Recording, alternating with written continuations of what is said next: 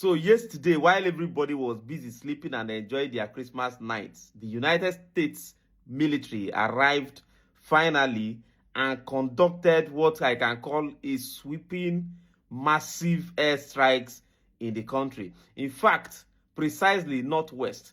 And Donald Trump said that this is just the beginning.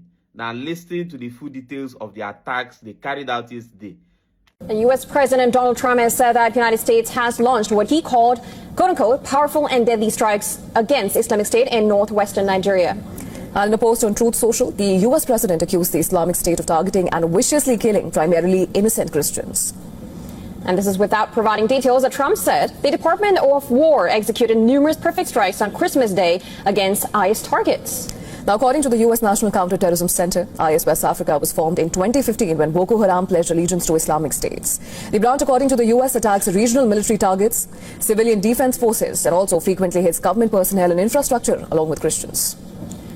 Now, the attacks mark the first by U.S. forces in Nigeria under Trump and comes after the U.S. president warned the West African nation in October and November, saying Christians there faced an existential threat that amounted to genocide and Nigeria's myriad armed conflicts. Now, Reuters report on Monday said that the U.S. had been conducting intelligence gathering flights over the large ports of Nigeria since late November. Right, and confirming the strike, Secretary of War Pete Hegseth followed up with a post on X, thanking the Nigerian government for its support and cooperation and vowing that there are more to come.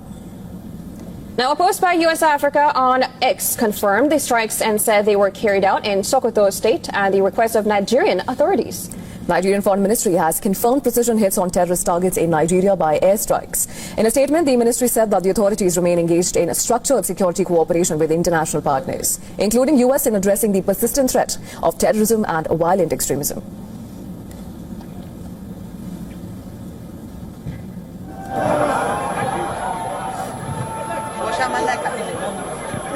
Distinguished guests, ladies and gentlemen.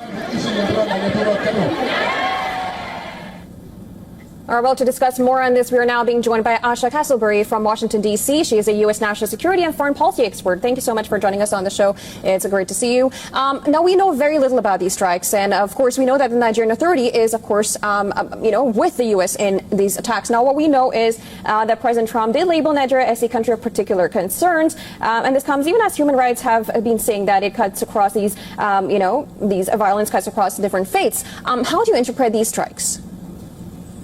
Well, we're not surprised that these strikes actually happened. We started to see a follow-up within the last several weeks where at the United Nations we saw a significant diplomacy press conference that was coordinated by U.S. Ambassador to the UN as well as hip-hop artist Nicki Minaj condemning the attacks towards Christians in terms of Muslims in Nigeria.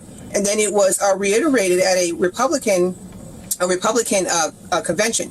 Then also we've been seeing these ongoing tweets from POTUS who has pretty much expressed deep concerns about this. So I feel that it's not surprising. However, when you look at it too, it is more symbolic. It happened on Christmas. Some are characterized as the Christmas night strikes.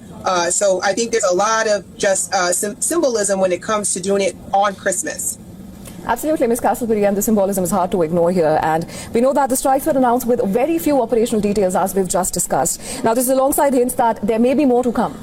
And now, having said that, how do you view this? At this point, is it pointing towards a deeper U.S.-Nigeria alignment here, or is Washington trying to see how far it can go? Well, what we've seen as far as a pattern is that with this leadership, they start off aggressive and then they try to maneuver into diplomacy. So I think their first approach is let's get aggressive, let's use defense, and then maybe the defense will lead to diplomacy where we can, come to the table with the Nigerian government as well as ISIS leaders to address this. But there better be a good reason why we are using defense over diplomacy, just based on the threat assessment. If all options have been exhausted as far as using diplomacy, then, maybe there's a good justification. But I think that what you'll see is, starting off very strong in terms of defense and then maybe leading to diplomacy, since we're seeing that this president is so into achieving a peace negotiation or Nobel Peace Prize, So for the most part, it is aggressive, and the utilization of airstrikes is costly, especially when we're looking at the fact that we are in a affordability crisis and we are in a huge deficit. So when it comes to utilizing airstrikes, we have to be a lot more sophisticated. So I'm hoping that all the options were off the table, and pretty much this is the only one. And we talk about these attacks that you always also talked about how the symbolism of Christianity is there. But beyond this, is there any other, or is that the only goal that Trump has, or there's any other goal that Trump might have into getting over with these strikes and any other step that they want to take with Nigeria? Any trade deal, anything that he might be thinking of? Yes, there's speculation that this is another country that has a significant equities when it comes to oil, just like Venezuela. So there's a lot of speculation that could lead to that in terms of interest on expanding more influences regarding the oil fields or oil markets there.